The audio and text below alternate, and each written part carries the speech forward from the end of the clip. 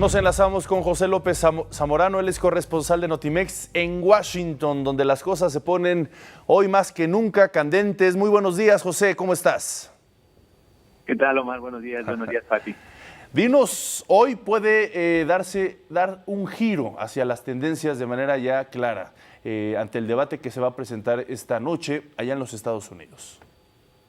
Definitivamente, Omar, Pati, no solo porque la carrera está muy apretada, como lo vimos en las más recientes encuestas del fin de semana, la diferencia entre Clinton y Trump es de apenas un par de puntos porcentuales dentro del margen de error de las encuestas, que es de alrededor de 4 puntos, lo cual quiere decir que esta carrera está mucho más cerrada de lo que muchos anticipábamos al inicio de la competencia política el año pasado y después de las convenciones.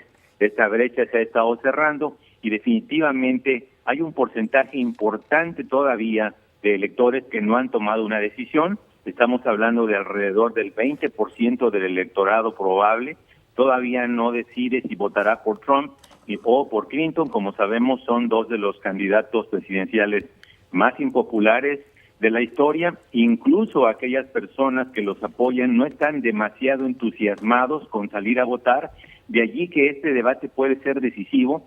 Hay un dato muy revelador de este fin de semana de un sondeo del Wall Street Journal donde habla de que hasta 34% de los votantes podrían cambiar su punto de vista, definir su voto en esta presentación del debate, lo cual quiere decir que aún en este caso de aquellas personas que ya están inclinándose por uno o de otro, podrían alterar su punto de vista. Y esto va a ser muy interesante el debate, porque el gran reto de los dos va a ser, en el caso de Trump específicamente, si va a continuar con este estilo agresivo de descalificaciones, de decir mentiras, de decir medias verdades, de atacar a segmentos de la población, a inmigrantes, a musulmanes, a mujeres, con aras de mantener y solidificar su base sólida de votantes blancos no educados que constituyen la columna central de su campaña política, o por el contrario, si vamos a ver a un Trump más moderado, más tranquilo, menos ofensivo, en aras de buscar atraer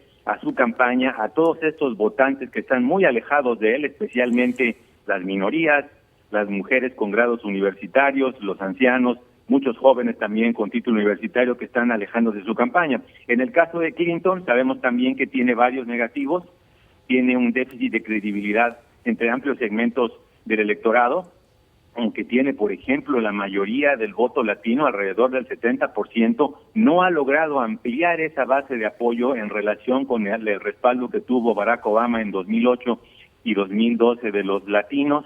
También tiene problemas, como sabemos, en términos de la percepción de muchos de que es muy arrogante, de que no es una persona muy transparente, de que le gusta salirse con la suya, como en el caso de los correos electrónicos y otros escándalos que han surgido por allí. Así que va a ser muy interesante ver cómo ambos pivotean, si buscan consolidar sus bases, acercarse a nuevos votantes, y especialmente en esta era de las redes sociales, donde va a ser uno de los debates políticos probablemente más vistos de la historia, no solamente en los medios tradicionales, la televisión, por supuesto, o la radio, sino también a través de las redes sociales, lo que los hace cambiar de dinámica, porque entonces si un candidato dice una mentira flagrante, pueden ser respondidos en tiempo real en las redes sociales, así que va a ser una interacción muy interesante de este debate, por eso tanta la expectativa, por eso tanto en juego del resultado de esta primera confrontación política entre los dos aspirantes presidenciales. Hola Pepe, muy buenos días, ¿cómo estás? Buenos días, Pati. Bueno, la pregunta que te quiero volver a hacer es, ¿qué tanto pesa, de acuerdo con la experiencia que se ha tenido con los otros debates, desde el primero que fue entre Richard Nixon y John F. Kennedy, qué tanto pueden pesar los debates, este será el primero de 3, para poder definir al próximo presidente de los Estados Unidos? Muchísimo. Ya que mencionas el debate Kennedy-Nixon, yo creo que fue un ejemplo muy importante de cómo la llegada de los medios electrónicos cambió la dinámica de los discursos y de las campañas políticas en los Estados Unidos. Quienes presenciaron ese debate, Kennedy y Nixon, en la televisión, le dieron el triunfo a Kennedy. Quienes escucharon el debate Kennedy-Nixon en la radio, le dieron el triunfo a Nixon. Y la razón es muy clara.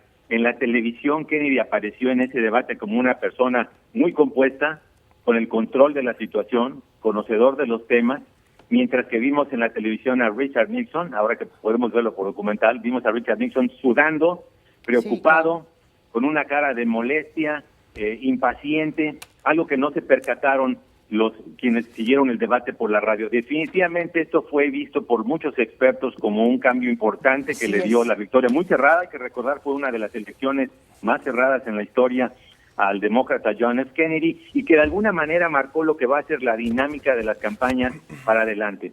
Hay otras que han sido también muy importantes, por ejemplo el debate entre Jimmy Carter y Gerald Ford, cuando vimos a Gerald Ford cometer una pifia diciendo que no había dominación soviética en Europa oriental, ¿verdad?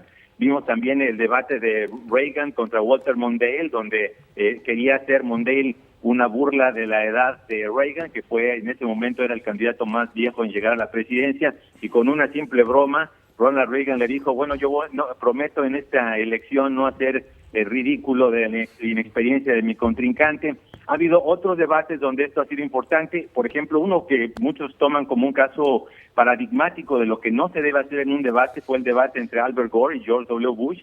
Como recordarán, todo el mundo tenía muy pocas expectativas de que George Bush fuera a ganar ese debate, muy poca experiencia política, no es un gran orador, y en contraste con Albert Gore, que era un político consumado, con experiencia en la Cámara de Representantes, en el Senado, muy articulado, brillante el hombre, y sin embargo la actitud condescendiente que asumió hacia George W. Bush, riéndose cuando Bush hacía algún comentario, prácticamente burlándose con la cara, despreciándolo, eso muchos creen le costó la presidencia, porque él incluso iba muy adelante.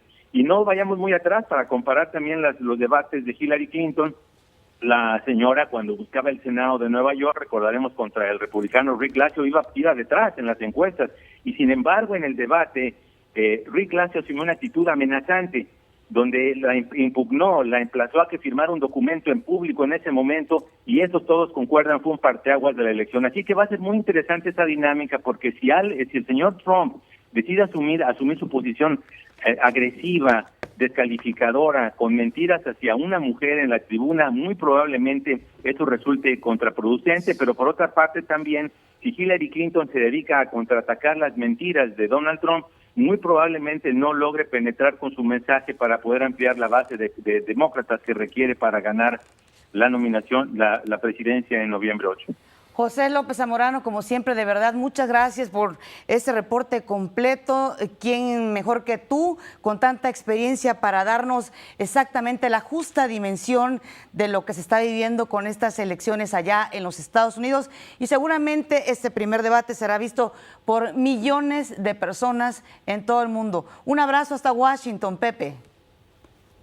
Buenos días, muchas gracias, hasta luego.